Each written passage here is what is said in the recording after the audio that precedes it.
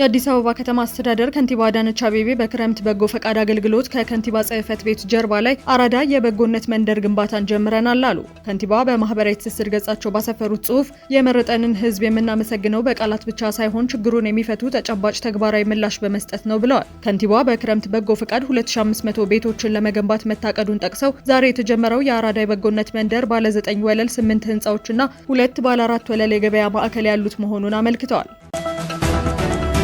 የወንዝ ዳርቻና የኮሪደር ልማት የጎርፍ አደጋ ተጋላጭነትን በመቀነስ ከፍተኛ አስተዋጽኦ እያበረከተ ነው አለ የአዲስ አበባ ከተማ አስተዳደር የእሳትና አደጋ ስጋት አመራር ኮሚሽን። የኮሪደር ልማቱና የወንዝ ዳርቻ ልማቱ ቀደም ሲል የወንዝ ዳርቻዎችን ተገን በማድረግ በአስቸጋሪና ለህይወታቸው በአስጊ ሁኔታ ውስጥ ይኖሩ የነበሩ በርካታ ነዋሪዎችን መታደግ አስችሏል። የከተማው የእሳትና አደጋ ስጋት አመራር ምክትል ኮሚሽነር ደሳለኝ ፉፋ የወንዝ ዳርቻና የኮሪደር ልማት ስራዎች የውሃ ማስወገጃ ቱቦዎችን ችግር በመፍታት በክረምቱ ሊከሰቱ የሚችሉ የጎርፍ አደጋ ስጋቶችን በመቀነስ ከፍተኛ አስተዋጽኦ እያበረከተ ይገኛል ነው ያሉት።